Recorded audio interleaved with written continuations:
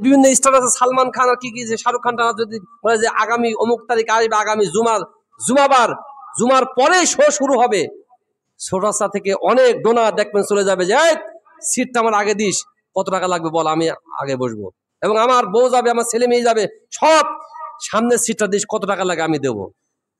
আরে কপাল পোড়া মুসলমান। যদি বলা হয় মসজিদে 500 টাকা দাও, অনেকে আমরা হাত গুটিয়ে বসে থাকি।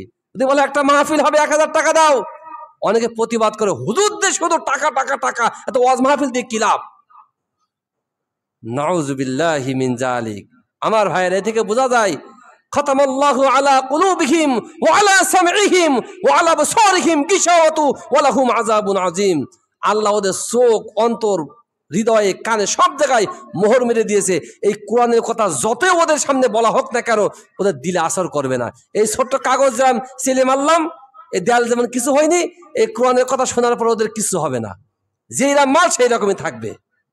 আমার বন্ধুগণ, এই জন্য অন্যায় কাজ যদি হতে দেখেন, তার বাধা দেওয়া লাগবে। বাধা দেওয়ার ক্ষমতা না থাকলে ঘৃণা করতে হবে, কিন্তু টাকা দিয়ে সহযোগিতা করা যাবে না।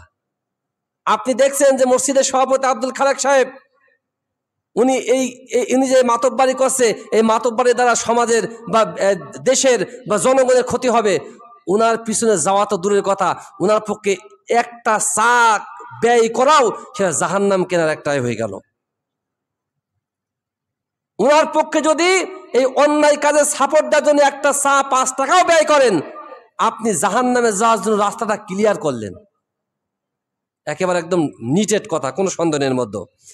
আল্লাহ তাআলা তারপরে বলছেন ওয়াল হাফিজুনা লিহুদুদিল্লাহ, আল্লাহ রাব্বুল আলামিনের সীমা যারা হেফাজত করে, মনোযোগ দিয়ে শুনবেন, শেষ করে দেব গুরুত্বপূর্ণ কথা।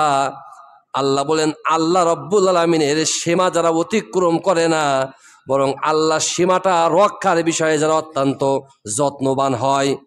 এখন আল্লাহ সীমাটা কি? আমার বন্ধুগণ, মদ খাওয়া হারাম, আল্লাহ হারাম করেছেন। সুতরাং মদ খাওয়া যাবে না, নেশা করা যাবে না। এই বিষয়ে সর্বাত্মক আমার আপনার মন মাইন্ডটা একেবারে প্রস্তুত রাখতে হবে। যদি কেউ নেশাগ্রস্ত ব্যক্তি হয়, তাকে নসিহত করতে হবে, ফিরিয়ে আনতে হবে, প্রয়োজনে বাধা দেওয়া লাগবে। যদি আপনার ক্ষমতা থাকে, অবশ্যই প্রশাসনের কাছে তার ধরিয়ে দিতে হবে। এর নাম হলো আপনার আল্লাহ সীমা যত্নবান হওয়া।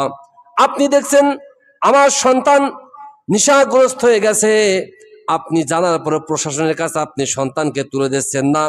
এ দ্বারা বোঝা যায় আল্লাহ রাব্বুল আলামিনের সীমা রক্ষার বিষয়ে আপনি যত্নবান হলেন না, বরং আল্লাহর সীমাটা আপনি অতিক্রম করলেন। আর আল্লাহর সীমা যদি অতিক্রম করেন, আপনি মুমিন বান্দা হতে পারবেন না। আমরা যখন রোজা রাখি, সামনে রোজার মাস আসছে, আচ্ছা আমরা যদি মনে করি যে ঠিক আছে, আমরা তো মাগরিবের আজানের পর ইফতার করি, আমরা এক কাজ করবো, এবার থেকে আমরা আসরের নামাজের পর ইফতার করব, ভাই রোজা কি হবে? আল্লাহর সীমা হলো মাগরিবের আজান হবে, আমরাও বিসমিল্লাহ বলে খাদ্য গ্রহণ করব, ঠিক কিনা? আল্লাহর সীমা হলো আপনার ফজরের আজানের পূর্বে খাদ্য খাওয়া বন্ধ করতে হবে। এটা হলো আল্লাহর সীমা, একেবারে সীমা অতিক্রম করা যাবে না। এই প্রাচীরের দেয়ালটা টপকানো যাবে না, এর নাম হলো আল্লাহর সীমা। এভাবে প্রত্যেকটা বিধানে আল্লাহর সীমা আছে, সীমা আপনাকে রক্ষা করতেই হবে, তা না হলে আপনি মুমিন হতে পারবেন না।